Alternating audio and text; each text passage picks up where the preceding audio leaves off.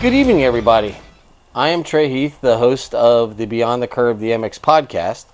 MJ Adonis was a co-host on one of the episodes of the Beyond the Curve, the MX podcast.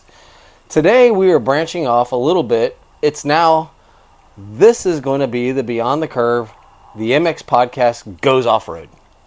And we are starting with our inaugural episode, 33.5. You got that right. If you're a motocross person and you don't want to listen to these, if you see a 0.5 episode, it's the off-road version. If you're an off-road guy and you don't want to listen to the motocross stuff, it's the whole number version. So we're going to keep it easy. They'll be on the Beyond the Curve, the MX podcast platform on all your podcast providers, but it will be on YouTube on its own standalone. The reason we're starting it now is because why not? It was the last race of the season, kind of the Monaco, the Daytona 500, the Indy 500 for GNCC Ironman. And MJ raced there. So we're going to talk about Ironman. We're going to talk about GNCC, the year in review. We're going to talk about maybe some of the highlights, lowlights, anything that we want to touch on. But MJ has to lead that conversation because he actually does the races. I'm just a fan. So, MJ, how was Ironman this year? Well, Ironman was very good. The weather on race days, both race days, was perfect. I don't think we could have asked for any better. Friday was a little soggy. It was raining a little bit throughout the day and overcast. Soggy. I heard they had to tow people in almost. I think they had to tow a couple people in, but it made conditions on Saturday and Sunday absolutely prime. I don't think they could have gotten any better because there was no dust and there was no mud other than the creek crossings, of course, which that's a given whether it's dusty or not. So there was no dust, and like I said, there was no you weren't getting a lot of mud in your face. I don't think conditions could have gotten any better, like I said. So Ironman as a whole, perfect. I think there a lot of people. GNCC, I believe, said that they approximated 50,000 people to have been there throughout the weekend this weekend. That's just crazy. an unfathomable amount. I mean, that's like if you fill every seat in a college football stadium, in some of those stadiums, or even an NFL stadium, depending on the stadium, that many people are at a GNCC race, which on average probably pull, which you can correct me here if you might have a little bit more research and knowledge on it, probably pull anywhere between 10 to 20,000 a race, if even that high, probably maybe 10 to 15. With families and not 10 to 15,000 racers, but I will say there was close to 500 racers in just my race alone. I believe that the final total was 480 something, I think. And a lot of quads going around. That is a lot of quads going around the track. But I believe on Sunday, between the 8 o'clock race and the 10 o'clock race, there was over 1,000. Wow. Just between those two races, there was over 1,000 racers. Why does that race draw so many people? I think because you don't race the Ironman track. No. They're just there. I mean, at the end of the day, there's probably between 2,000 and 3,000 racers there. So what are the other 47,000 people that they're there to party? At the end of the day, that's what it is. It's kind of like Snowshoe. Do they still do the concerts? They do the concerts. They do a concert Friday night and Saturday night. I can't remember who they had playing this year because, of course, I was asleep in my hotel room getting ready for the next day. But it's just a big party. Not as big of a party as Snowshoe. You don't see people walking around with cases of beer and stuff like that. But I believe it's I want to say maybe the nostalgia of it, just because a lot of championships come down to the final race. I remember in 2014, Chris Borch and Walker Fowler coming down to the last corner. They were T-boning each other going into the corners. So I think there's just a lot of it's action-packed racing, and I think that brings a lot of people into this race in particular. Yeah. I know on the motorcycle side, I mean, kind of a surprise winner, Josh Strang. Yeah. He's still racing. Yeah. He won. On the quad side, Bryson Neal. On the sport bike side, Bryson Neal got the win plus the championship, right? Correct. I believe he locked it up the last round, though. Okay. But he did also, of course, win the overall. And then on the morning 4x4 pro side, man, local guy, Brandon Frazier, 3 points away from a championship. That would have been pretty cool to see, but not a bad year. Not a bad year at all. On a basically a shrunken side-by-side. I mean, yeah. Side note, we live near one another. And today, I heard something crank up. And I said, Zach, did you click the button on your truck? Because it kind of had the dull roar. And he goes, dude, that's a V8. And I was like, nope. That's MJ's quad. But it's just a beast of a machine. So those 4x4s are beasts. But an overall good weekend. I know the lady that won the championship, she also won the race as well. Jessica Elioff. So just a good racing weekend. Lots of people. We're getting into the fall weather. So your dad was telling me it was 34 Saturday morning. And then by the time you raced, it was 50-ish. But this race is so big, they have to split the morning race on the bike side into 2 morning races. I did it a couple years ago. The 8 o'clock race, it's still dark. Yeah. It's dark. It's still dark. We dove off into the woods, and ironically, there was a dude behind me that had a light on his motorcycle. So I followed him. I let him pass me and then followed him because I couldn't see anything. Your dad was telling me this year they didn't dive you guys straight off into the woods. You did a more of a field section start this year. Yeah. It was a little weird, actually. Every year that I've been to Ironman, you take about 4 or 5 corners and you're straight off into the woods. Well, this year we had about, I'd say, a solid half-mile worth of field before we even went into the woods. Maybe between a quarter and half-mile, I think. But I think it set the racing up good because it kind of dispersed you out a little bit. And I think another reason why they did it, which I could be totally wrong and just be speculating here, but because there's so many racers, I think they wanted to kind of space everybody out so you weren't bunching up right into the wood section. Yeah, I took a shot going up because we had to go up, was it called Triple Peaks or whatever? At Twin Hills? It's either Twin Hills or Twin Peaks. Yeah, we went up one of those right off the start, and dude, I sideswiped a guy that stalled, and that hurts. When you're going full throttle up a hill, I'm guessing that was maybe to kind of try to space everybody out. But how was the track layout this year? It's never going to be completely new because they have such established trails. Yeah. But how was the layout this year? I believe the layout was really good this year. Like I said, the trails were prime this year, so I think they could have ran us anywhere throughout the property, and it would have been a great race. How were the creek crossings this year? The creek crossings, there was one that was a little deep, but as long as you just took it slow, it was good. But I think we had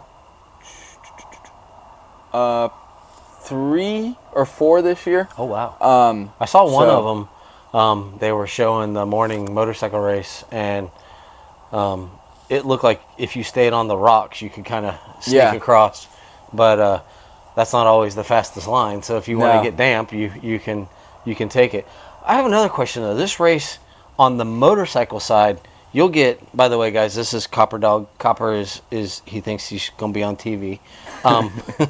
But the motorcycle race always seems to draw stars. Okay. Justin Starling came out and raced. Jason Lawrence, who hasn't raced in 13 years, came out. For some reason, people still care about him. I don't know why, but people still care about Jason Lawrence. Jamie Guida from Vital MX came out and ran the 45B class. And you always get these guys that come out. Does that ever happen on the quad side? Do you get like stars of yesteryear or people coming out that don't normally ride? Yes and no. It's kind of people in the sport that used to race, but then opened up their own business in the racing industry.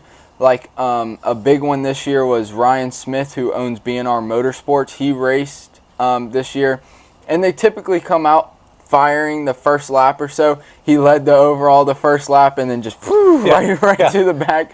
But we don't really have these like MX guys that come over and race. Yeah. You know, it's not like it's a big crossover like you'd see in like a TV show or something. It's typically guys that are already in the sport that may have used to have raced and now they're back. A couple guys, I think there was a couple more. Like I know a couple years ago, well actually I think this year, Mark Notman, who is Walker Fowler, Hunter Hart, and Josh Merritt, and probably a couple other people that he does some side work for. But he raced, I don't think he raced the entire one because obviously he has to get Walker ready for the PM race and his other riders.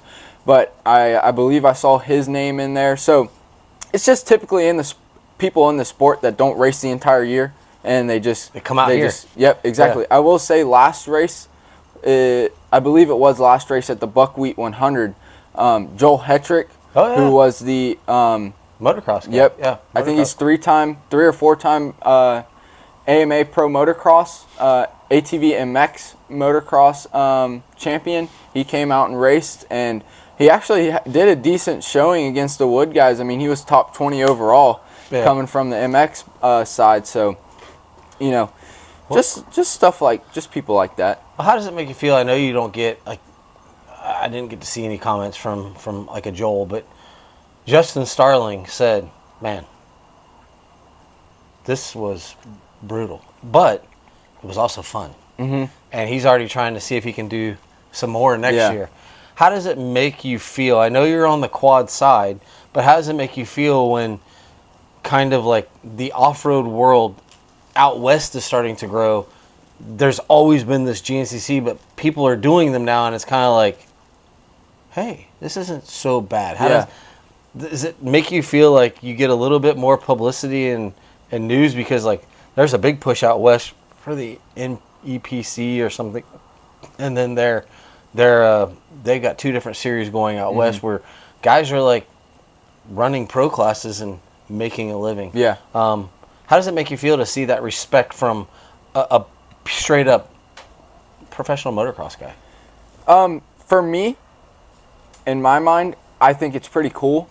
You know, you grow up as a cross-country racer. I've done it my entire life. I'm not on the bike side, obviously, but at least on the quad side, and I'm sure it's even worse on the bike side because pro motocross and supercross is such a big light in that side of the sport.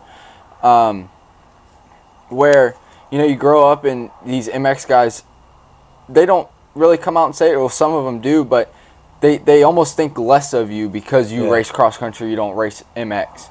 So for MX guys, you know, you can talk until you're blue in the face as a cross-country guy to, you know, it is hard, you know, like it's not like a walk in the park. So when a motocross guy comes out and races it and, you know, kind of agrees with you, you know, like it's not the most easiest thing in the world. I mean, I know supercross isn't easy. I know I couldn't race supercross and sprint for 20 minutes straight, especially pro motocross sprinting for, I know that sounds weird, I raced for 2 hours, but I can't race for 30 minutes. But that's a totally different pace they're running, you know. We can kind of pace ourselves over 2 hours. But long story long, back to your original question, it makes me feel good kind of seeing the representation that, for lack of better words, almost that we deserve. And I will say GNCC has done a very good job. I feel like they kind of had a mindset shift coming into this year on what they need to do to get their name out more, get their publicity. You know, we got the drone shots. The drone came on board this year for Racer TV, the live coverage, and that has made a huge difference in the, like, I don't even stay and watch the pro race anymore after my race. I just go watch the YouTube live coverage on my way home because it's so much better. They literally follow them throughout the entire track. And there might be 1 or 2 really heavy wooded sections where you can't get to it. But that has made a huge stepping stone. And I feel like GNCC as a whole has really started. Like, they hired on 2 new announcers this year along with Mikey Wayne. Young guys, too. Like, young guys, very young guys. Yeah. And they do a good job. And you don't get a lot of, like, when I was watching your race, they have the broadcast going. They're sitting at the booth, and I think there was only 188 people at that time listening. But if you go to a local motocross race or you go to an amateur national, unless it's Loretta's, you're not getting a play-by-play broadcast of the 65 race. And you guys were getting, like, they're talking about what's going on. They're talking about, you know, who's leading, and they'll run through the reason. It's not perfect, but for God's sakes, there's 13 or 14 classes running at one time. And at least they're trying. Yeah. Where in previous years, it was just the afternoon race, and that was it. And that's it. And, you know, we don't really get the video coverage. It's impossible. Exactly. I mean, how long was your track this weekend? I mean, my track was, I want to say upwards of 10 miles, I think. I mean, think about that. They got the drone coverage, which is awesome, and I don't know who these drone pilots are, because motocross this year nailed it.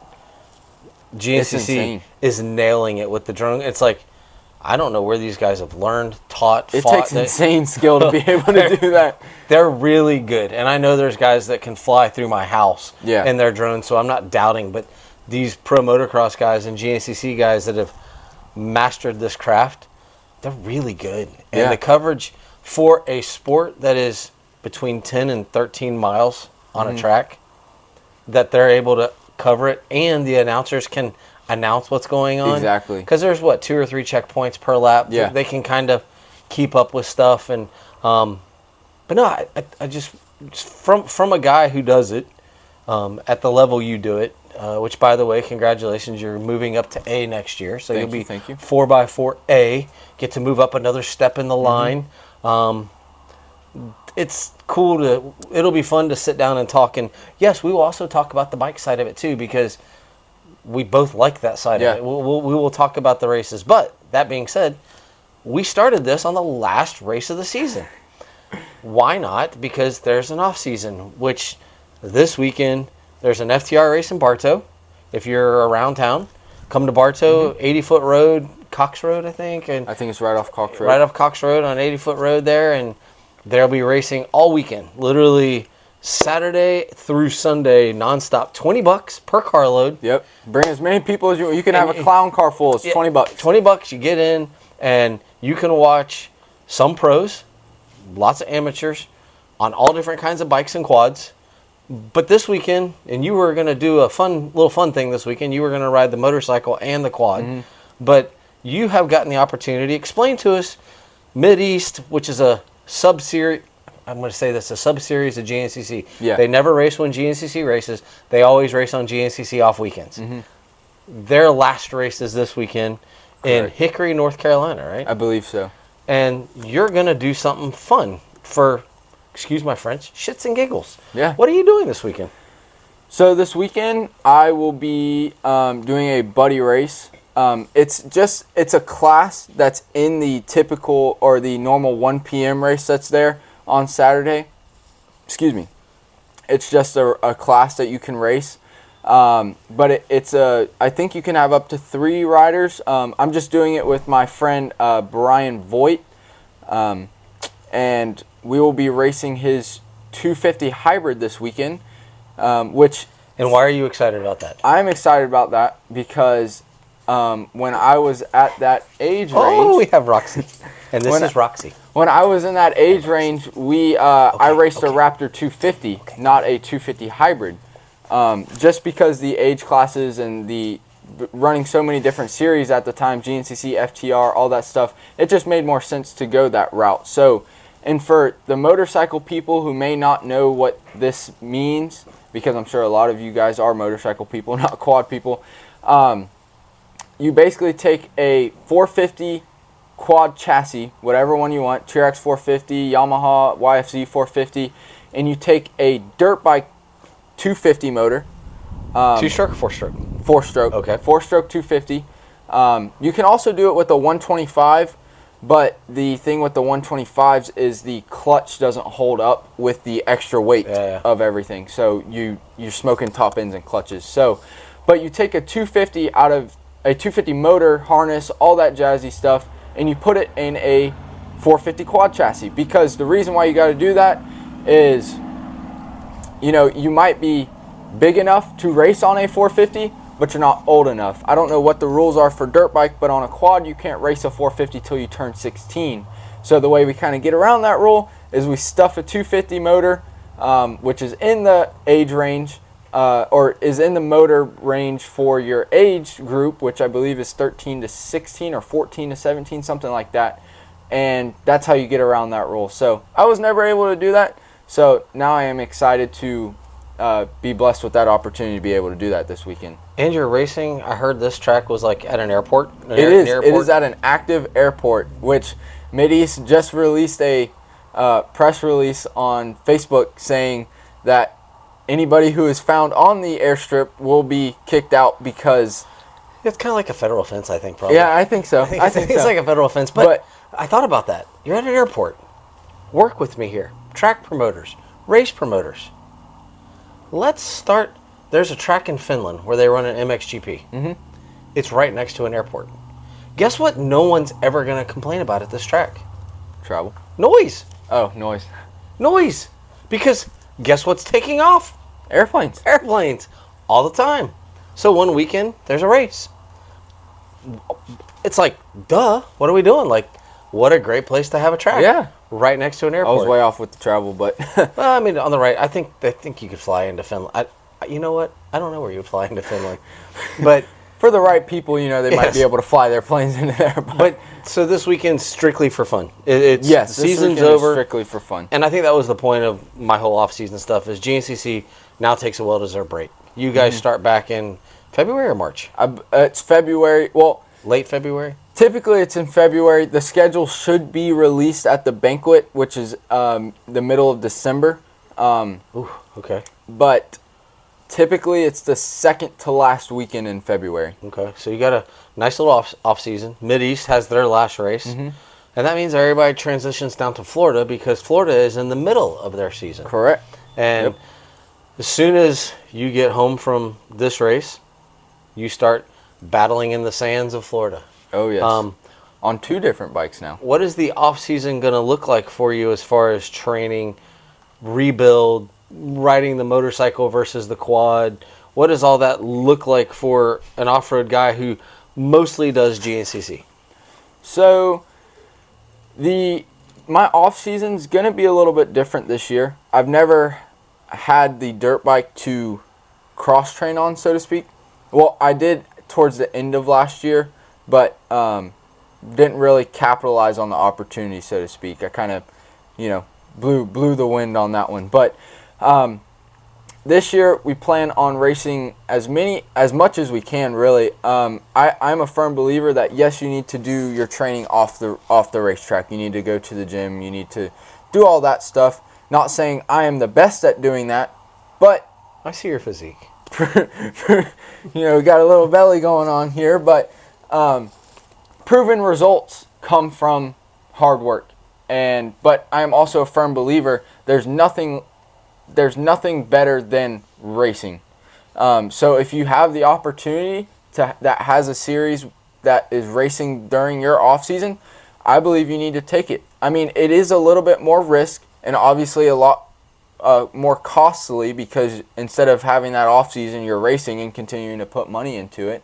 But and I say it's risky just due to the fact, prime example, Walker Fowler at the beginning of this year.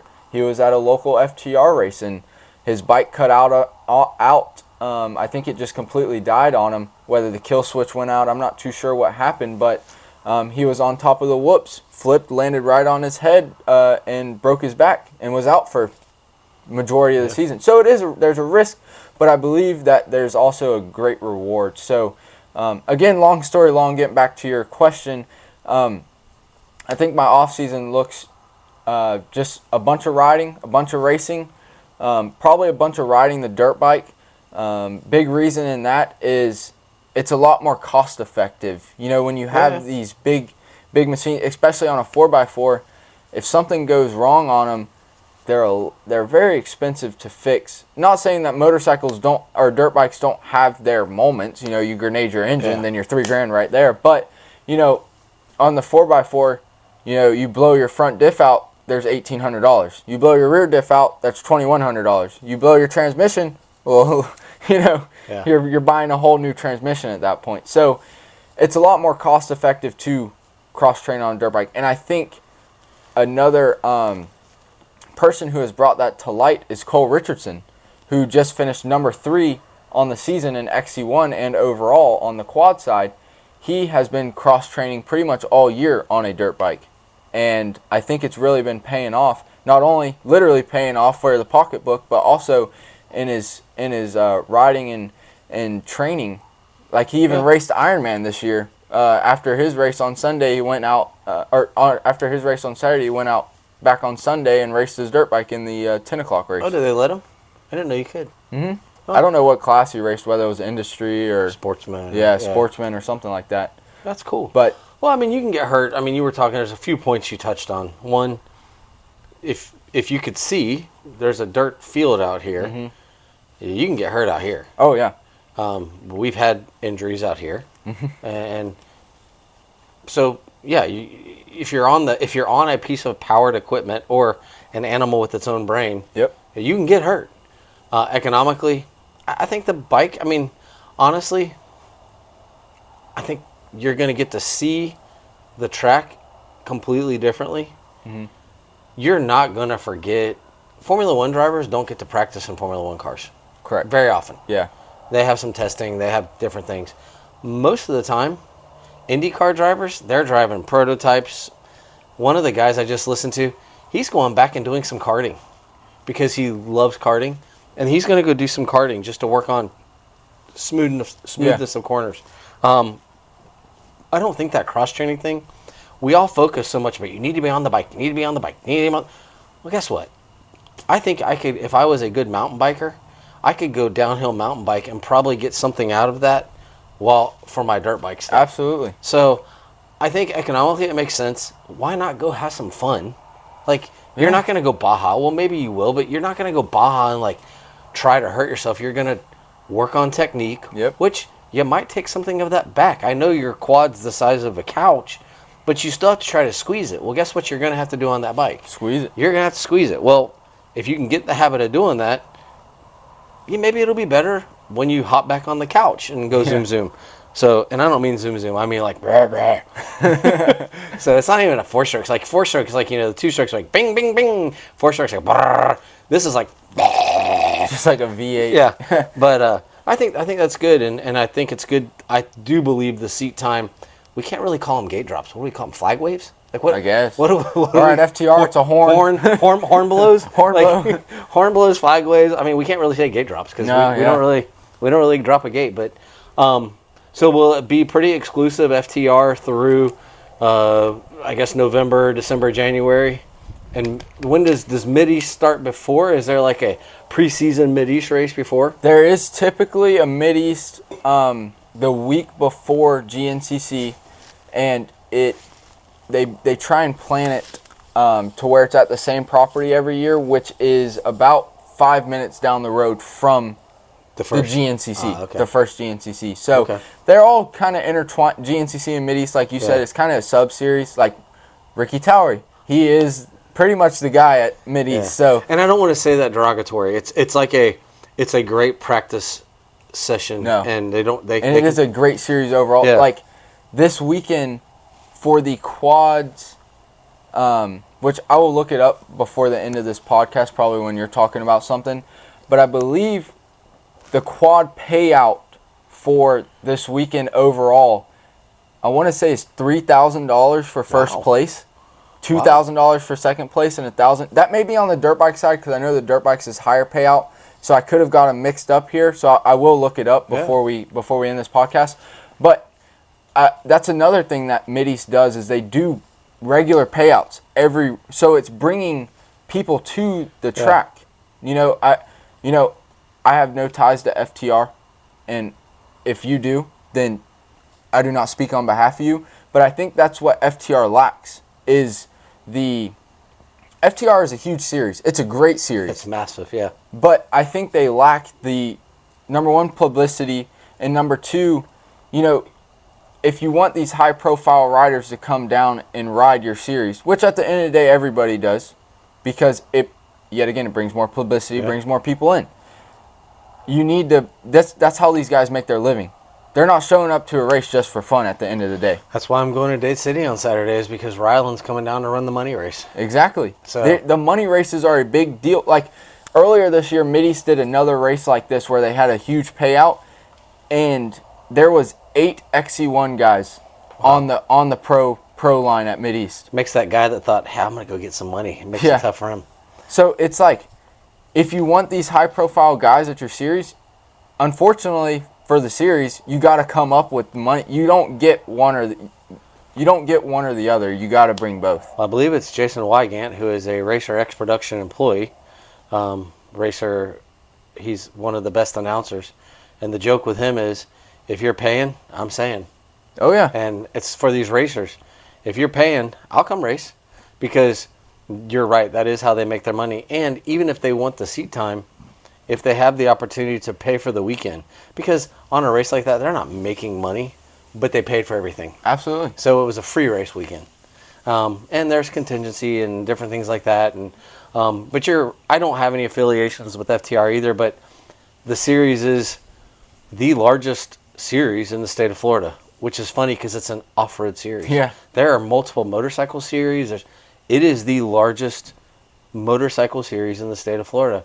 And you were talking about publicity, and I was thinking to myself, dude, they're already tapped out right now. I don't know if they need any publicity, but they would be the Mideast. But Right. they also run their own schedule, so there's overlap between National Enduros and GNCC, and Obviously, Mideast this weekend, But we're so far to the south that people are like, well, if you want to run those, you go run those. They don't cooperate with the other series because they just don't feel like they have to.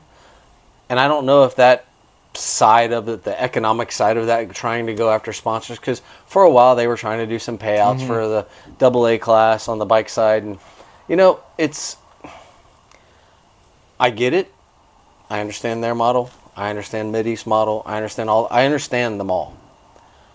I don't care. There needs to be a place for everybody to race. Yeah. And let me tell you, if you can come do a season in FTR in the sand, good on you. Yeah. But it's kind of like if you take me and you put me in the Mideast series. I remember racing in Morganton, North Carolina in a downpour and barely being able to, because we raced inside the speedway. Yes. Yeah. And I barely made it around the speedway in the track they had, because I didn't know how to ride on mud and slick mud and clay. That clay base. So if you want to try some different stuff, branch out. And during the off season, it's a great time to do it. And if you want to go for championships, pick a series and go do it, and just go have fun. Go have fun. At the end of the day, that's what we're doing. Yeah, we're buying memories. Yeah, exactly. We're spending money for plaques. Yep. And guess what? $3 wooden plaques. Or Most of us plastic. don't even get one. Yeah. But we have fun sitting around with our friends. And I think that's where a lot of people in the off-road world, and that's one of the things as we get further into it, is I want to talk about that family environment, because you go to these races, you go to a motocross race and everybody's in their own little trailer, and they're hoping little Timmy doesn't have a good race because little Johnny needs a good race because there's a team here looking. You go to an off-road race, dude, there are guys helping each other on bikes. There are families cooking out. The racing, yes, is tough, but it's just a little bit nicer. And that's not because I love motocross. Yeah. It's just a little different. The family vibe is a little more. And I think people see that. I think that's why there's been such a big growth in the motocross, or in the off-road world, is because people are, Uh-oh. we had a broken dish. Opa. But I think that's what happens, is we have those environments of people getting excited to spend time with their families. Yes. And they go race their 2-hour race. They pack up their stuff and they go home. Whereas in motocross, you race, you practice, you race 5 laps, you wait 3 hours, you race 5 laps, and then you're done. Maybe you race some more classes, but you're kind of done. Yeah. So, but did you find out what you were looking for? I did find it. So I did have it a little backwards, and if you bear with me for a minute, because there is a little bit here. So the pro bike payout is $3,000, $1,500, $1,000, $900, $800, $700 down the line. And then the pro quad payout is 2,000, 1,500, 1,000, 800, 500, 400, 300, 200. It's not a bad weekend's work, though. No, I mean, they're for the quads at least. It's 2, 4, 6, 8. They're paying out the 8th place overall. Yeah. I mean, Not bad. even the $200 guy. Luckily, I'm going this weekend, and like I said, I'm racing a bike that's going to be already prepped for me. I have no expense. I mean, shoot, the family I'm racing with this weekend didn't even let me pay for my entry fee this weekend, so I'm going to have no expense other than gas. So, you know, if I were to get $200, let's say I get 8th overall, not going to happen, but I get 8th overall, and, you know, I get that $200 payout, that pays for all my fuel, all my food, you know, maybe one night of stay at a hotel, depending on what hotel it is, you know, if it's a sketchy one or a halfway decent one. So, like you said, you're not making money, but you're at least breaking even, which makes it a little bit better of a pill to swallow. And I think that's part of the fun of the off-road side. And like where Derek and I on the motocross side of the podcast, we talk about the amateur side, and we're diving into some of the pro stuff. Where on the off-road side, the amateur and the pros are together. It's the same weekend, so and sometimes the same race. Yeah, sometimes the same race. So that separation of, like this weekend, they're having this money race at Dade City. Well, they do that to draw in people. But on a normal weekend, you may have your pro class, but it's not really your pro class. Your pros are at a supercross or a motocross or some big fair race somewhere. And in the off-road side, all the top AA guys in Florida are going to be in FTR this weekend. Yeah. And guess what? They're going to be racing with the C200 guys on the same race. Yeah. And that's the difference. I think this weekend the FTR course is 14 and a half miles for the bikes. 14 and a half miles. That's a big course. That's a long course. That is a long course. So think about for 14 and a half miles, if you leave my house and drive to my office, you still have to go another mile. That's crazy. And that is crazy. So that is the length of the course. So the off-road side, if we can educate, if we can entertain, we'll bring stuff to it.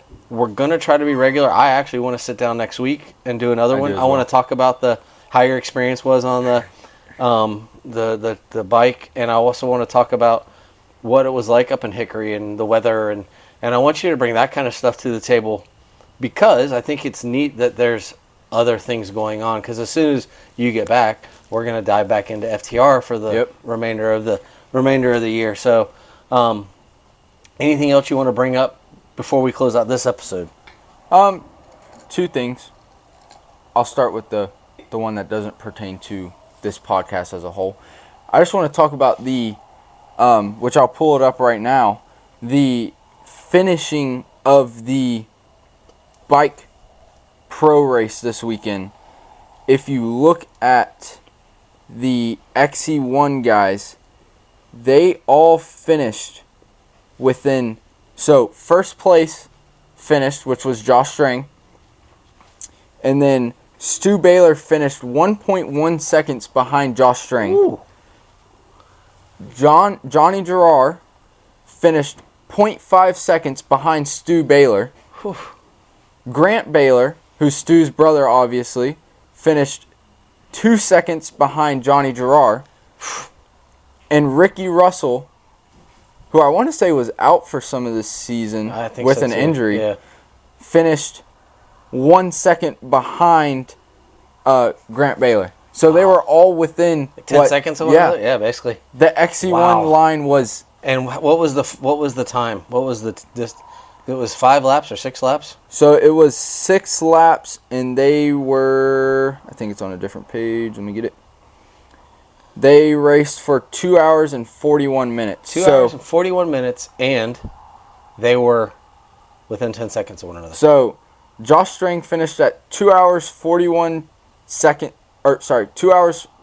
minutes even, and Ricky Russell, who finished 5th, finished at 2 hours and 41 minutes and 5 seconds. So they were all within 5 seconds of each other. I have a question. I thought, and this is where my naiveness. There you go. Naivety. I don't know. I can't say. I've never been able to say that word. I thought they had to run at least 2:45. That is a possibility. I don't know the bike rules. I know the Okay. quad rules, I believe, is at least... I think the quad is at least 1 hour and 50 minutes. Okay. Because our race is 1 hour and 40 minutes, the AM race. We have to run at least an hour and 40. Okay. Which we ended up doing 5 laps this weekend, which kind of surprised me. I watched you guys come in. You came I in. figured we'd be You 4, guys came in a little quick, and I think obviously the leader came through, and he was burning it up. And, Yeah.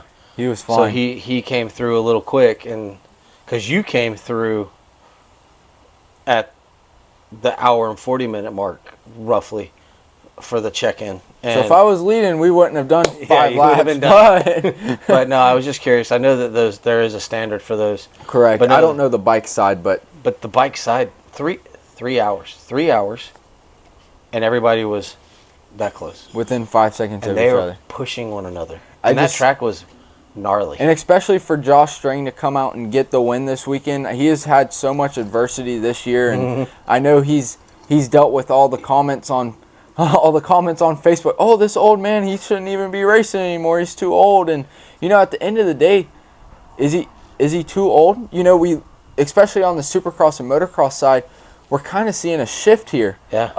Of 30 plus guys, racing. We can take such good care of ourselves now, and really the peak performance is in late 20s, early 30s. Mm-hmm. NASCAR guys, they say like after 43, there's a drop off. Yeah. Eyes, reactions, that kind of stuff. But up until 43, they're fine. Yeah. So I imagine for the physicality of this stuff, I'm guessing in the off-road side though, if you're got your endurance and you're good on the bike and you're smooth, I'm guessing mid-30s, I'm sure you could probably still pump out some stuff. Yeah. You're not going to, because you actually don't lose your endurance as you get older, does pretty good. You lose the rabbit speed, but you have the endurance capacity. Kind of, I can go the same speed all day long. Now, if someone came up behind you and pushed you, and you may not be able to drag onto them.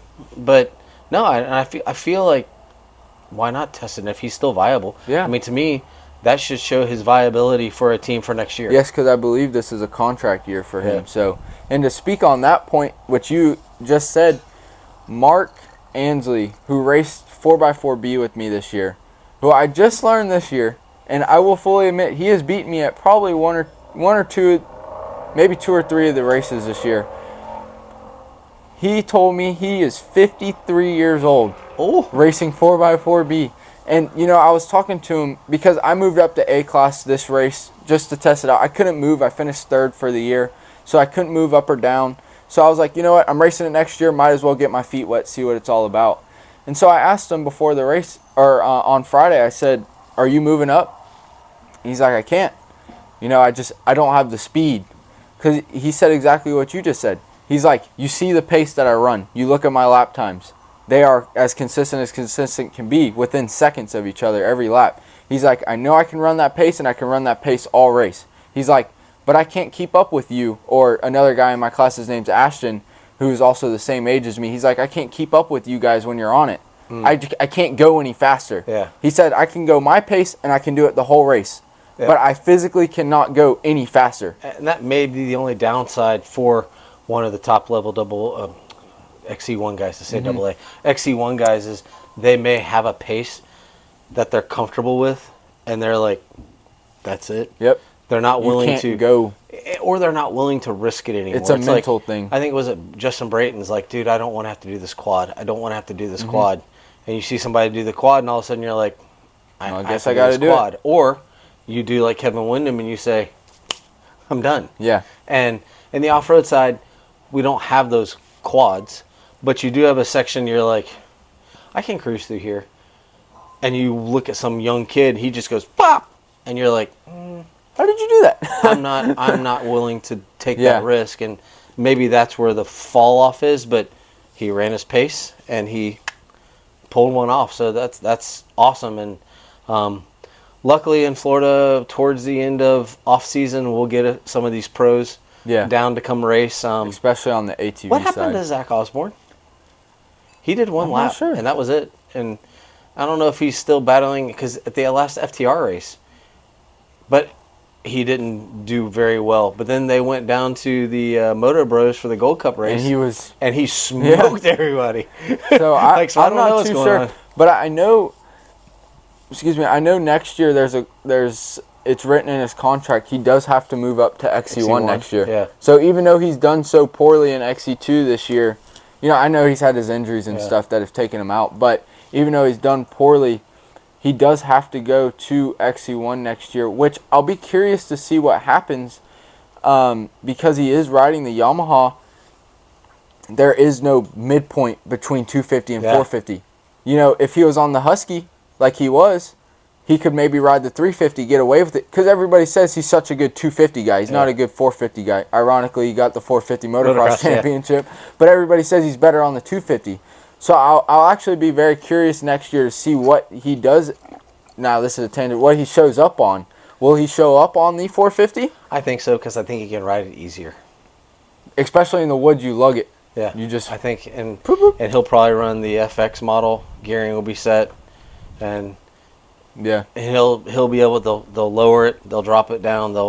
And he'll be able to probably plow through it like he did in the motocross. He just kind of did his thing, and he rode it. It's kind of like watching Jed on the 450 now. It's like, is he even trying? Yeah, so I don't think he's going to come in on the 450 side and all of a sudden win the championship. Yeah, absolutely. But I'm hoping that it's a change for him. Congratulations to Jesse Ansley. Finished the year with a good ride. He is, man, that guy, he's a nice kid. He's a really, really nice. I had the chance to meet him at the first FTR race. We talked for about, 20 minutes. And really nice kid. He was so damn good on the 125. And he jumped up to the 250. And it just hasn't worked. It just hasn't worked for him. And I'm hoping that he's still having fun. And I'm hoping that he's riding like he went and did the Moto Bros with Zach and actually had some decent finishes. Yeah. And I mean, it looked like he was battling with them for a little bit. And he did well. Like, did he do perfect? My buddy Jason Crowley would be like, man, it's not good enough. And guess what? I'm guessing he knows it's not good enough. Yeah. But he's on his own program. He's got a good woman by his side. Mm-hmm. He's driving the country, racing. Yeah. Chase it while you can. Absolutely. But last note for me, one of our FTR babies is coming back home for a bit. Oh, who's that? After his world tour. Jack Chambers is going to be visiting. And he said he's going to do some FTR races. We have an MX GP2 rider, or an MX2 rider, coming to race some FTR races on the off season. I guess he's been re-signed. He's going to go back and do MX2 next year to travel the world and then come back to Auburndale, Florida and do some FTR races.